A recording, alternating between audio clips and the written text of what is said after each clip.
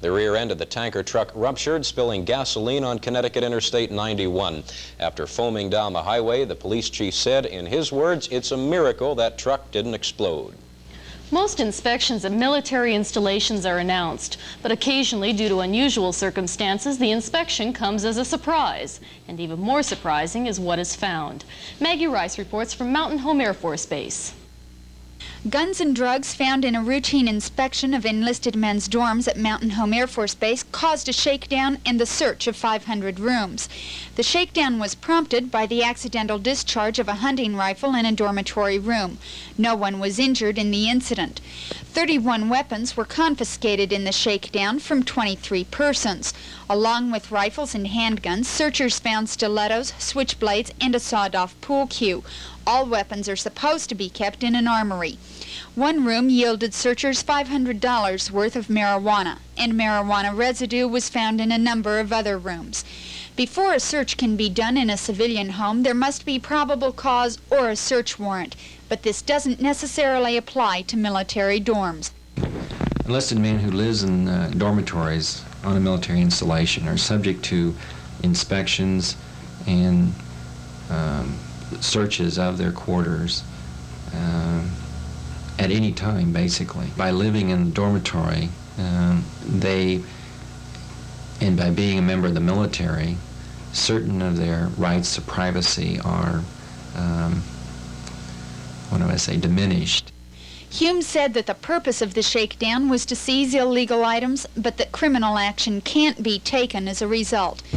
The searches started last Monday and ended on Friday, but no one's saying when they might start again. Maggie Rice, News Center 2.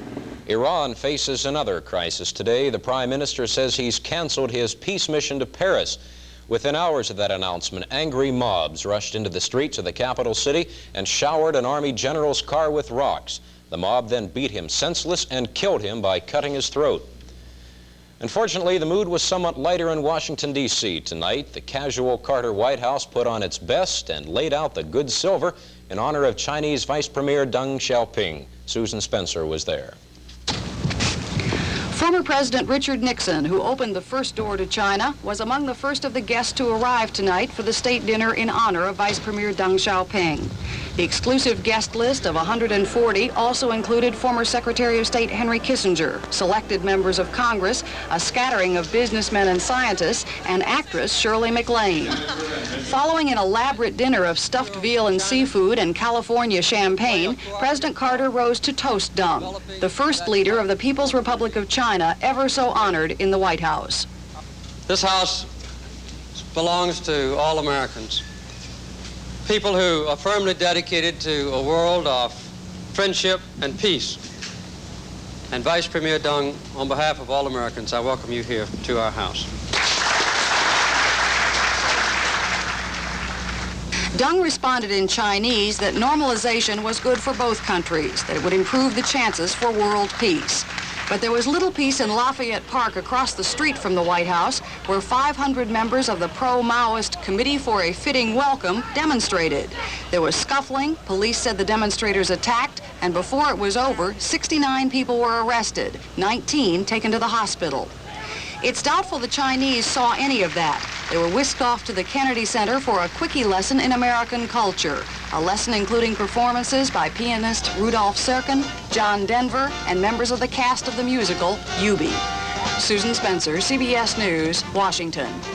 And a famous man donned a straw sombrero today to the cheers of 10,000 people. We'll have the details right after this.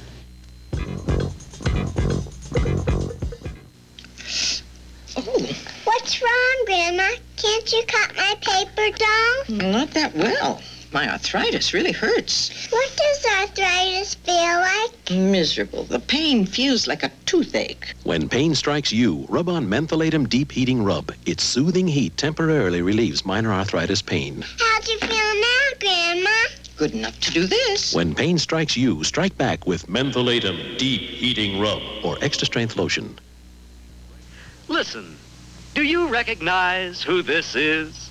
Hi there, Yogi. A-home, dog, howdy to you.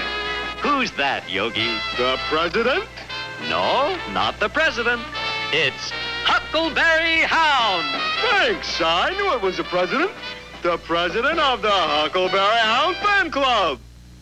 Watch Huck and Yogi and all of Bug's friends weekdays at 4 right here on TV 2. We're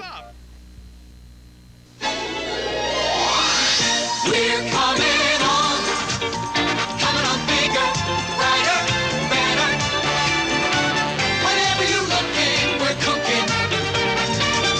We're coming on. We'll bring it to you. We're humming.